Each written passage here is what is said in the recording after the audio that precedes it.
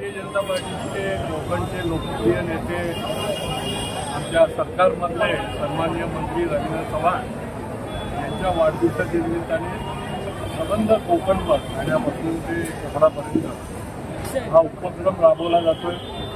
आज ठाण्यामध्ये भारतीय जनता पार्टी शहर जिल्हा आणि आमचे अध्यक्ष संजय वाघोले यांच्या पुढाकाराने स्टेशन परिसरामध्ये हा शिबिर घेतला आहे। आणि खरं म्हणजे रक्तदान हे श्रेष्ठदान आहेत। ठाणेकर ज्या वेळेला आम्ही अशा प्रकारचा उपक्रम घेतो त्याच्या वेळेला भरपूर प्रतिसाद देतात।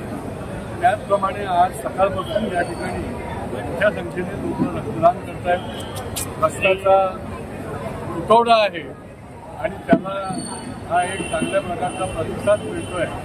निश्चितपणे गरजू आणि गरीब अशा पेशंटना याचा फार मोठा उपयोग होतो।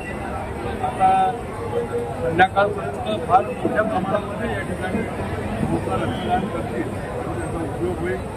भारतीय जनता पार्टी हा निरनिराळ्या अशा पद्धतीने वाढदिवसाच्या निमित्ताने वेळोवेळी रक्तदान शिबिरं घेत असते। कोविडच्या काळामध्ये देखील शेकडो रक्तदान शिबिरं घेऊन फार मोठा अशा प्रकारचा दिलासा भारतीय जनता पार्टीच्या या आयोजनामुळे आणि जनतेच्या सहकार्यामुळे मिळाला होता। त्याच्यामुळे सरकारला मी आवाहन करेन की वर्षामधले 2 वेळा किमान आपण रक्तदान करा।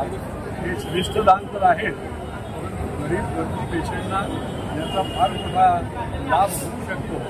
तुमचं रक्त कमी होत नाही, तुमच्या शरीरातलं रक्त उलट वाढतच जाईल, परंतु रक्तदान हे श्रेष्ठदान समजून आपण रक्तदान करतो। आज सार्वजनिक बांधकाम मंत्री रवींद्र चव्हाण यांच्या वाढदिवसानिमित्त पालघरपासून ते सिंधुदुर्गपर्यंत भारतीय जनता पार्टीच्या प्रत्येक जिल्हा आणि तालुक्यामध्ये रक्तदान शिबिराचं आयोजन केलं आहे। सकाळपासून 9 वाजता या ठिकाणी रक्तदान शिबिराला सुरुवात झालेली आहे। आमदार संजय केळकर यांनी सांगितल्याप्रमाणे की रक्तदान हे श्रेष्ठदान आहे आणि त्यामुळे रक्तदात्यांनी रक्तदान केल्यानंतर कोणत्याही प्रकारचा त्या ठिकाणी त्यांना त्रास होत नाही आहे।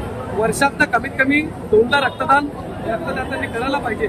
आज सकाळपासून भारतीय जनता पार्टीचे कार्यकर्ते मोठ्या प्रमाणात या ठिकाणी रवींद्र चव्हाण यांच्या वाढदिवसानिमित्त रक्तदान करत आहेत आणि त्याच्यामुळे जे सकाळी 9 ते सायंकाळी 5 पर्यंत मोठ्या प्रमाणात या ठिकाणी रक्तदाते रक्तदान करून जातील।